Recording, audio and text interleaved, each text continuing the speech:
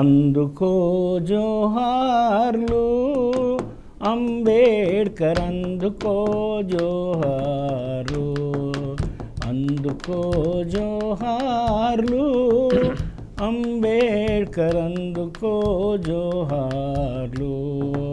అఖిల భారత జనులు ప్రేమతో నందించు, అఖిల భారత దళిత జాతులెల్లందించు అభిమానపూర్వక జోహార్లు, ప్రేమతో అందుకో జోహార్లు అంబేడ్కర్, అందుకో జోహార్లు. ఈ పాట చాలా బాగుంది, కానీ ఈ జనాలకు అంత గబుక్కున వెళ్ళడం లేదు. నెక్స్ట్ బాబాసాహెబ్ అంబేద్కర్ జయంతి వచ్చింది 78లో. ఓకే, అప్పుడు మళ్ళా అంబేద్కర్ జయంతి కదండి ఒక పాట అంటే అప్పుడు రాసిన పాట ఇది. ఇది అందుకో దండాలు బాబా అంబేడ్కర, అంబరాన ఉన్నట్టి సుక్కలు గురువంగో, ముందుగా నినుదలచి పాటలు పాడేమో, చీకటి మా బ్రతుకుల్లో సూర్యుడు పొడవంగో, అందుకో. ఇట్లాగా ఈ పాటను రాసి పాడితే ఇది అలా అట్లా మొత్తం ప్రపంచం అంతా బాకింది పాట. ఇది 6 ఏళ్ళ పిల్లల నుంచి 60 ఏళ్ళ ముసలుల వరకు పాటలు పాడతారు. కోతలు మోసేకాడ, మూతలు మోసేకాడ, కార్మికులు, కర్షకులు అందరూ ఈ పాటని, ముఖ్యంగా బాబాసాహెబ్ అంబేద్కర్ ఏ కార్యక్రమం జరిగినా దీన్ని ఒక పాట ప్రార్థన గీతంగా పాడుతూ ఉంటారు.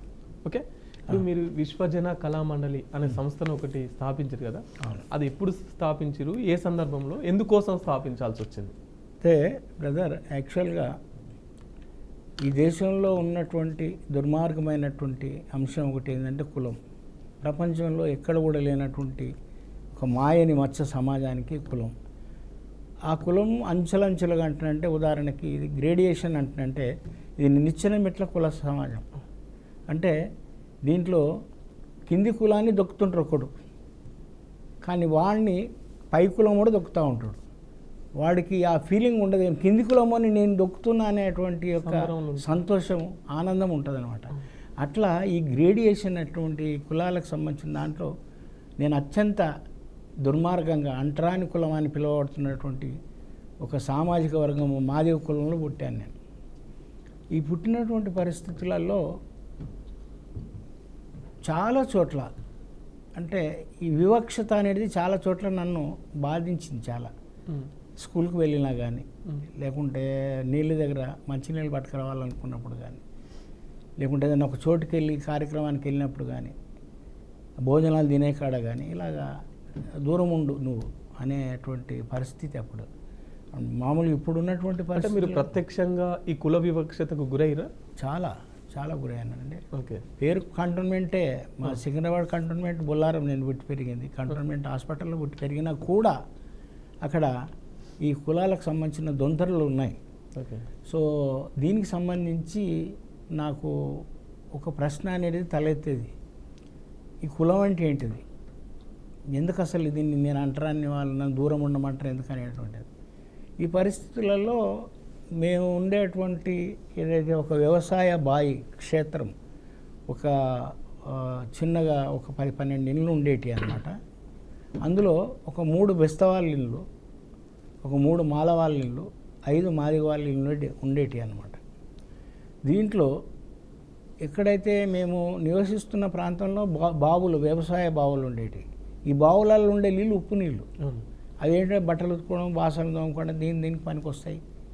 కానీ బియ్యం వండేటప్పుడు కానీ, పప్పు ఉడకాలన్నా, అన్నం ఉడకాలన్నా తొందరగా అంటే మంచినీళ్ళు కావాలి.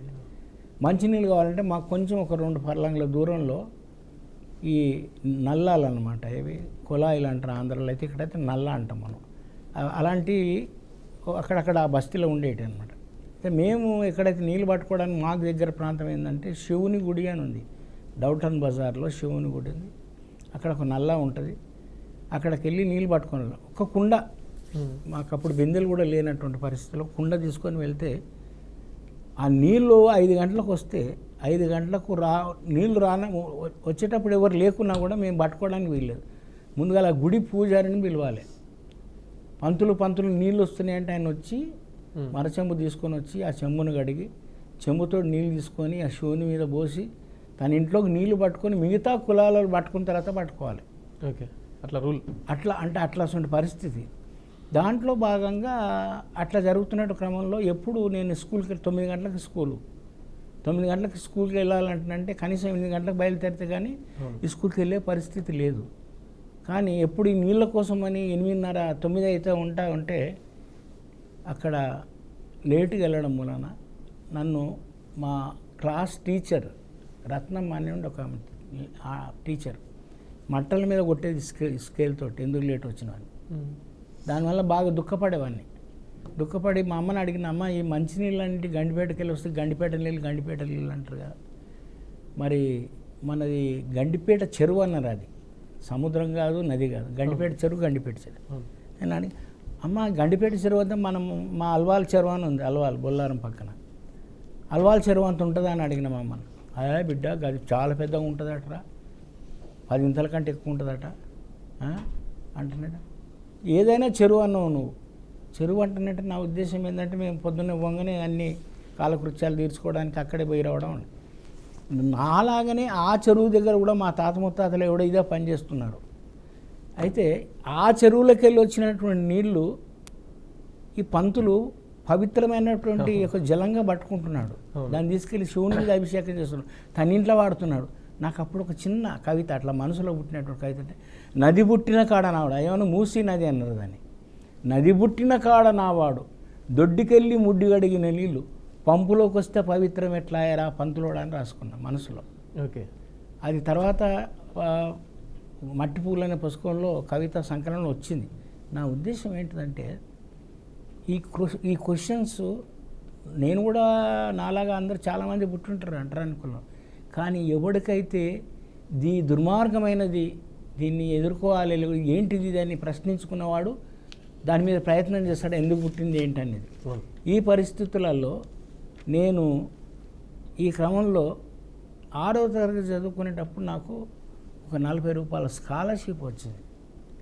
ఈ స్కాలర్షిప్ ఎవరన్నా అప్లై చేసుకోమంటానంటే మేము పేరు రాసామంటే మా పేరు రాసిస్తే నాకు 40 రూపాయలు వచ్చినాయి మా మాలమాదిగ పిల్లలు. అప్పుడు నాకు 40 రూపాయలు అంటే పెద్ద గొప్ప, ఒక 4,000 అంత ఇది అనుకోలేదు ఇప్పుడు. అయితే నేను అడిగిన మా సార్ని, హరిహరరావు సార్ అని ఒక బ్రాహ్మణ్, సార్ ఇది ఈ పైసలు ఎందుకు ఇచ్చారు సార్ అంటున్నాడు. ఏమిరా అది మీకు గాంధీ తాత ఇయ్యమన్నాడు రా అంటానని ఆయన చెప్తున్నాడు.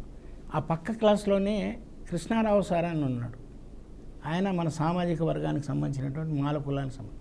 ఆయన అరే ఇది గాంధీ ఇచ్చింది కదా, అంబేద్కర్ అంటే ఆయన ఇచ్చిండు, మీరు మంచిగా చదువుకొని పైకి రావడానికి మిమ్మల్ని కొంచెం ఉద్ధరించడానికని ఆయన మహానుభావుడు ఏర్పాటు చేసినటువంటి ఈ యొక్క ఫెసిలిటీ అంటే అప్పుడు పడ్డది నా బుర్రలో బీజం.